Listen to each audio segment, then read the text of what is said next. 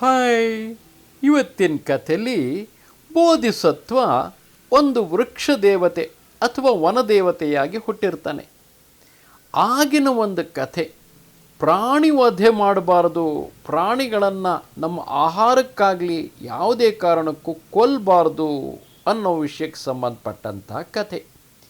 ಈ ಕಥೆಯಲ್ಲಿ ಏನಾಗತ್ತಪ್ಪ ಅಂದರೆ, ಆಗಿನ ಕಾಲದಲ್ಲಿ ಬ್ರಾಹ್ಮಣರ ಮನೆಯಲ್ಲಿ ಕೂಡ ಶ್ರಾದ್ದ ಅಂದರೆ ಏನಾದರೂ ಪೂಜೆನೋ ಏನಾದರೂ ಮಾಡಬೇಕು ಅಂದರೆ ಅವರು ಕೂಡ ಕುರಿ ಕಡಿದ್ಬಿಟ್ಟು ತಿಂತಾಯಿದ್ರಂತೆ. ಹೀಗೆ ಒಬ್ಬ ಬ್ರಾಹ್ಮಣ ಏನು ಮಾಡ್ತಾನೆ, ತನ್ನ ಶಿಷ್ಯಂದ್ರಿಗೆಲ್ಲ ಕರೆದ್ಬಿಟ್ಟು ಒಂದು ಕುರಿನ ಕೊಟ್ಬಿಟ್ಟು, ಇದನ್ನು ನದಿಗೆ ಕರ್ಕೊಂಡೋಗಿ ಚೆನ್ನಾಗಿ ಕ್ಲೀನ್ ಮಾಡ್ಕೊಂಡು ಬನ್ನಿ, ಅದನ್ನು ಕತ್ತರಿಸ್ಬಿಟ್ಟು ನಾವೆಲ್ಲ ತಿನ್ನೋಣಂತೆ, ಪೂಜೆ ಮಾಡಿಬಿಟ್ಟು ತಿನ್ನೋಣ ಅಂತ ಹೇಳ್ತಾನೆ. ಶಿಷ್ಯರು ಅದನ್ನು ನದಿಗೆ ಕರ್ಕೊಂಡೋಗಿರ್ತಾರೆ. ಆಗ ಆ ಕುರಿ ಮೊದಲಿಗೆ ಜೋರ ನಕ್ಬಿಡುತ್ತೆ. ಎಲ್ಲರಿಗೂ ಆಶ್ಚರ್ಯ, ಇದೇನು ಇಷ್ಟೊಂದು ನಗ್ತಾ ಇದೆ ಅಂತ. ಆಮೇಲೆ ಜೋರಾಗಿ ಅಳಕ್ಕೆ ಶುರು ಮಾಡಿಬಿಡುತ್ತೆ. ಅವಾಗ ಎಲ್ರಿಗೂ ಇನ್ನೂ ಆಶ್ಚರ್ಯ ಆಗ್ಬಿಡುತ್ತೆ, ಇದೇನಿದು, ಮೊದಲೊಂದು ಸರಿ ಜೋರಾಗಿ ನಕ್ಬಿಟ್ಟೆ, ಈಗ ನೋಡಿದ್ರೆ ಜೋರಾಗಿ ಅಳ್ತಾ ಇದೆಯಲ್ಲ, ಏನು ಸಮಾಚಾರ ಅಂತ ಶಿಷ್ಯರೆಲ್ಲ ಕೇಳ್ತಾರೆ. ಆಗ ಅದು ಹೇಳುತ್ತೆ, ನೀವು ನನ್ನನ್ನು ನಿಮ್ಮ ಗುರುಗಳ ಹತ್ರ ಕರ್ಕೊಂಡೋಗಿ ಅಲ್ಲಿ ನಾನು ಏನು ಸತ್ಯ ಅನ್ನೋದನ್ನು ಹೇಳ್ತೀನಿ ಅಂತ. ಆವಾಗ ಅವರೆಲ್ಲ ಶಿಷ್ಯರೆಲ್ಲ ಕುರಿ ತಗೊಂಡು ಅವ್ರ ಗುರುಗಳ ಹತ್ರ ಬರ್ತಾರೆ. ಗುರುಗಳ ಹತ್ರ ಕೇಳ್ತಾರೆ, ನೀನು ಯಾಕತ್ತೆ ಫಸ್ಟು, ಅದಾದಮೇಲೆ ಯಾತಕ್ಕೆ ಫಸ್ಟು ಯಾತಕ್ಕೆ ನಕ್ಕೆ, ಅದಾದಮೇಲೆ ಯಾತಕ್ಕೆ ಅಳ್ತಾ ಇದೆಯಲ್ಲ ಅಂತ. ಆಗ ಆ ಕುರಿ ಹೇಳುತ್ತೆ, ಅಯ್ಯೋ, ನಾನು ನಿಂತರನೇ ಒಂದು ಕಾಲದಲ್ಲಿ ಚೆನ್ನಾಗಿ ಮಂತ್ರ ತಂತ್ರ ಎಲ್ಲ ಗೊತ್ತಿದ್ದಂಥ ದೊಡ್ಡ ಬ್ರಾಹ್ಮಣ ಆಗಿದ್ದೆ. ನಾನು ಈಗ ನೀನು ಮಾಡ್ತಿದ್ಯಲ್ಲ ಹೀಗೇ ಒಂದು ಪೂಜೆ ಮಾಡಬೇಕು ಅಂತ ಅದಕ್ಕೋಸ್ಕರ ಒಂದು ಕುರಿನ ತಂದ್ಬಿಟ್ಟು ಅದ್ರ ತಲೆ ಕತ್ತರಿಸ್ಬಿಟ್ಟು ಅದನ್ನ ಅಡುಗೆ ಮಾಡಿಬಿಟ್ಟೆ. ಪ್ರಾಣಿ ಅಲ್ವಾ, ಅದಕ್ಕೂ ಪ್ರಾಣದ ಮೇಲೆ ಆಸೆ ಇರಲ್ವಾ, ಆ ಪ್ರಾಣಿನ ಕತ್ತರಿಸಿದ ಪಾಪಕ್ಕೆ ನೋಡು, ಅದಾದಮೇಲೆ 500 ಜನ್ಮ ನಾನು ಕುರಿಯಾಗೆ ಹುಟ್ಬಿಟ್ಟು ಪ್ರತಿ ಸರಿನೂ ಯಾರೋ ಒಬ್ಬರು ನನ್ನ ತಲೆ ಕತ್ತರಿಸ್ಬಿಟ್ಟು ನನ್ನ ಅಡುಗೆ ಮಾಡ್ಕೊಂಡು ನನ್ನ ದೇಹನ ಅಡುಗೆ ಮಾಡ್ಕೊಂಡು ತಿಂತಾಯಿದ್ರು. 499 ಜನ್ಮ ಆಯಿತು, ಇದು 500 ಕೊನೇ ಜನ್ಮ. ಈಗ ನೀನು ನನ್ನ ತಲೆ ಕತ್ತರಿಸ್ಬಿಟ್ಟೆ ಅಂತಂದರೆ ಸದ್ಯ 500 ಜನ್ಮದಲ್ಲಿ ಕುರಿಯಾಗಿ ಕಾಲ ಕಳೆದಿದ್ದು ಮುಗೀತು, ಮತ್ತೆ ನಾನು ಮನುಷ್ಯ ಆಗಿ ಹುಟ್ಬೋದು. ಅದಕ್ಕೆ ನಂಗೆ ತುಂಬ ಖುಷಿ ಆಗ್ಬಿಟ್ಟು ಜೋರ ನಕ್ಬಿಟ್ಟೆ ನಾನು ಅಂತ ಹೇಳುತ್ತೆ. ಅದು ಸರಿ, ಹತ್ತಿದ್ಯತಕ್ಕೆ ಆಮೇಲೆ ಅಂತ ಕೇಳ್ತಾನೆ.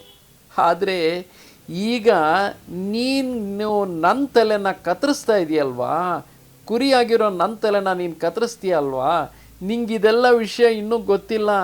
ಕತ್ತರಿಸಿದ ಮೇಲೆ ನೀನು ಅದೇ ಥರ ನನ್ನ ಥರನೇ ಈಗೇನೋ ಬ್ರಾಹ್ಮಣ ಆಗಿ ಮಂತ್ರ ಎಲ್ಲ ಹೇಳ್ತಿದ್ಯಾ, ಆಮೇಲೆ ನೀನು ಕುರಿಯಾಗಿ 500 ಜನ್ಮ ಮೃಗ ಆಗಿರಬೇಕಾಗತ್ತಲ್ಲ, ಅಯ್ಯೋ ಪಾಪ ಅಂತ ನಿನ್ನ ಸ್ಥಿತಿ ನೆನೆಸ್ಕೊಂಡು ಅಳ್ತಾ ಇದ್ದೀನಿ ಅನ್ನತ್ತೆ.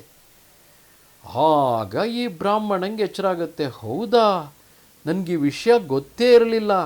ನಮ್ಮ ಹಿರಿಯರೆಲ್ಲ ಏನು ಮಾಡ್ತಾಯಿದ್ರು ಅದನ್ನೇ ನಾನು ಮಾಡ್ತಾಯಿದ್ದೆ. ಇನ್ಮೇಲೆ ಹೀಗೆಲ್ಲ ಮಾಡಲ್ಲ, ನಾನು ಯಾವ ಪ್ರಾಣಿನೂ ಸಾಯಿಸಲ್ಲ, ಯಾವ ಪ್ರಾಣಿಗೂ ಹಿಂಸೆ ಕೊಡಲ್ಲ ಅಂತ ಹೇಳ್ತಾನೆ. ಅಷ್ಟೇ ಅಲ್ಲ, ಬೇರೆ ಯಾರಾದರೂ ಕತ್ತರಿಸಿದ್ರು ನೀನು ನನ್ನನ್ನು ಎಳ್ಕೊಂಬಂದಿದ್ದಲ್ವಾ, ಅದರ ಶಿಕ್ಷೆನ ನೀನು ಸ್ವಲ್ಪ ಸ್ವಲ್ಪ ಅನ್ಭವಿಸಲೇಬೇಕಾಗತ್ತೆ ಅನ್ನತ್ತೆ.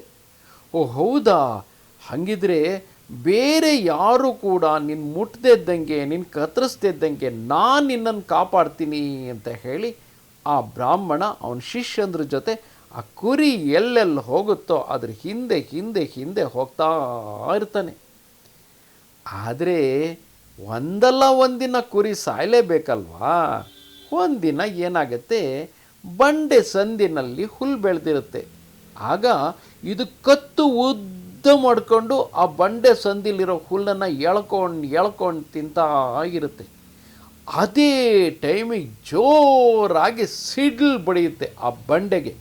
ಬಂಡೆಗೆ ಬಂದು ಸಿಡ್ಲು ಬಡಿತಿದ್ದಂಗೆ ಬಂಡೆ ಒಡೆದ್ಬಿಟ್ಟು ಅದರಿಂದ ಒಂಚೂರು ಮೇಲೆ ಹಾರಿಬಿಟ್ಟು ಆ ಕುರಿ ಕತ್ತ ಮೇಲೆ ಬಿದ್ದುಬಿಟ್ಟು ಅದು ಅಲ್ಲೇ ಸತ್ತೋಗ್ಬಿಡುತ್ತೆ. ಆದರೆ ಬ್ರಾಹ್ಮಣ ಏನು ಸಾಯಿಸಿದ್ದಲ್ಲ ಅಲ್ವಾ, ಅವನು ಪಾಪ ರಕ್ಷಣೆ ಮಾಡ್ತಾನೇ ಇದ್ದ. ಆದರೆ ಹುಟ್ಟಿದ ಎಲ್ಲ ಪ್ರಾಣಿನೂ ಒಂದಲ್ಲ ಒಂದಿನ ಸಾಯಲೇಬೇಕು. ಅದ್ರ ಜನ್ಮ ಮುಗಿಯುತ್ತೆ, ಮತ್ತು ಇನ್ನೊಂದು ಜನ್ಮದಲ್ಲಿ ಅದು ಬೇರೆ ಪ್ರಾಣಿಯಾಗಿಯೋ ಮನುಷ್ಯನಾಗಿಯೋ ಹುಟ್ಟಲೇಬೇಕು. ಆದರೆ ಇಲ್ಲಿ ನಾವು ತಿಳ್ಕೊಳ್ಬೇಕಾಗಿರೋದೇನು, ನಮ್ಮ ಹೊಟ್ಟೆ ಚಪ್ಪಲಕ್ಕೆ, ನಮ್ಮ ನಾಲ್ಗೆ ಚಪ್ಪಲಕ್ಕೆ ನಾವು ಇನ್ನೊಂದು ಪ್ರಾಣಿನ ಕೊಂದರೆ ಆ ಪ್ರಾಣಿಗೆ ಜೀವದ ಮೇಲೆ ಆಸೆ ಇರಲ್ವಾ?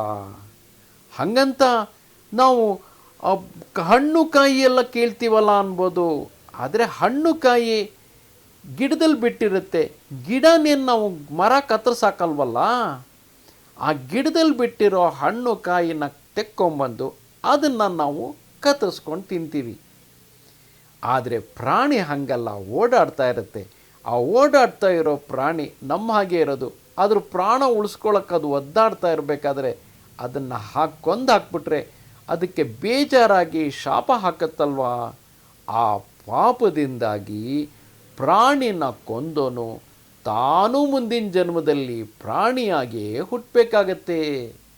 ಅದಕ್ಕೋಸ್ಕರನೇ ಪ್ರಾಣಿ ವಧೆ ಮಾಡಬಾರ್ದು, ಪ್ರಾಣಿಗಳಿಗೆ ಹಿಂಸೆ ಕೊಟ್ಟು ಕೊಲ್ಲಬಾರ್ದು ಅನ್ನೋದು ಇದರ ನೀತಿ.